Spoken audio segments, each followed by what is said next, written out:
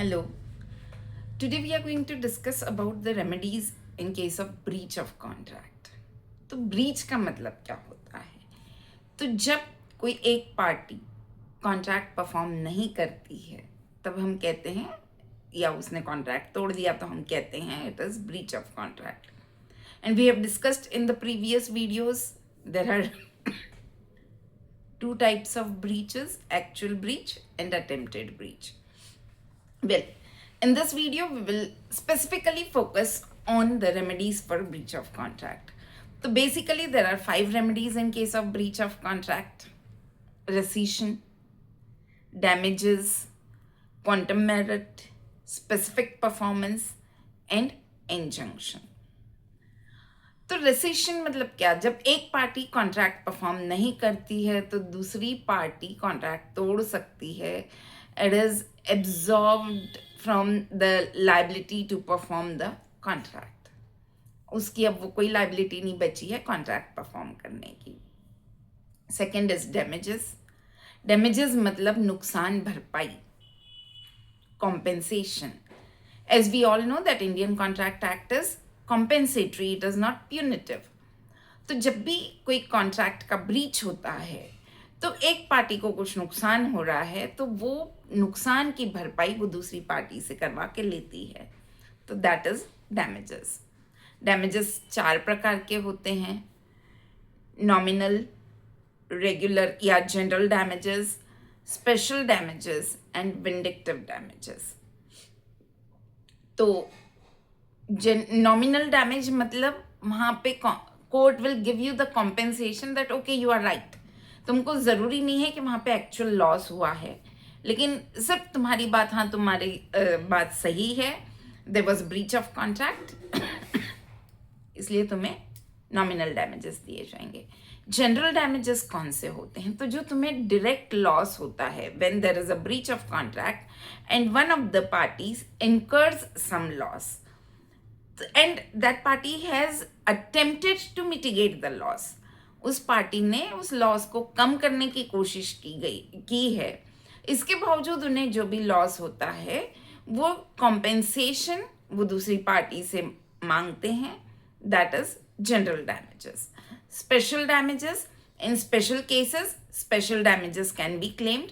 तो वो पहले ही बताना होता है and it is the discretion of the court whether to grant that special damage or not. Vindictive मतलब punitive.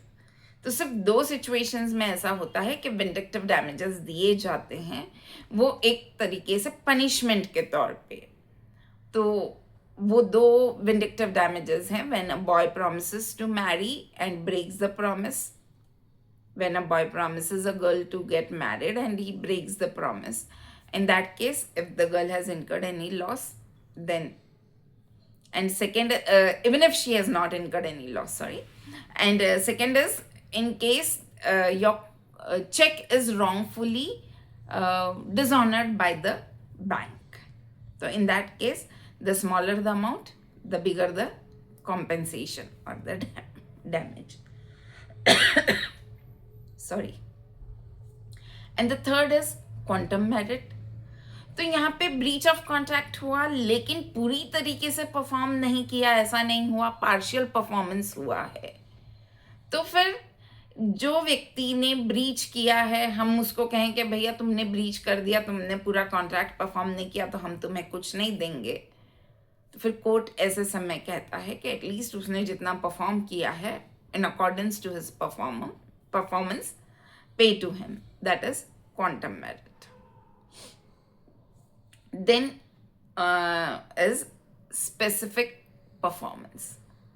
Specific मतलब वही, and performance तो of course पूरा करना.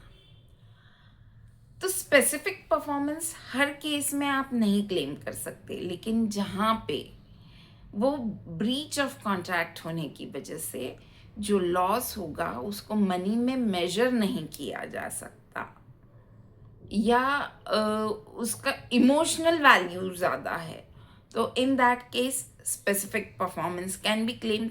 But again it is the description of the court whether to grant specific performance or not. And the last is injunction. तो it is in a negative way कि जैसे आपने कहा था, किसी के साथ आपका अग्रीमेंट हुआ और आपने कहा है कि 1 साल के लिए आप सिर्फ उनका ही काम करेंगे, किसी और का नहीं करेंगे, and then in between you enter into an agreement with someone to do his work. So that time the other person can uh, claim injunction against you, that you will be restricted from entering into that agreement with the other person. तो लेकिन injunction personal nature के contract में claim नहीं किया जा सकता. तो these are the remedies in case of breach of contract. बहुत शॉर्ट में मैंने समझाया है. यदि डिटेल में चाहिए हो तो डेफिनेटली कमेंट करके बताइएगा. इसके अलावा कोई और टॉपिक पे वीडियो चाहिए हो तो वो भी बताइएगा, और ये वीडियो आपके फ्रेंड्स के साथ शेयर करिए.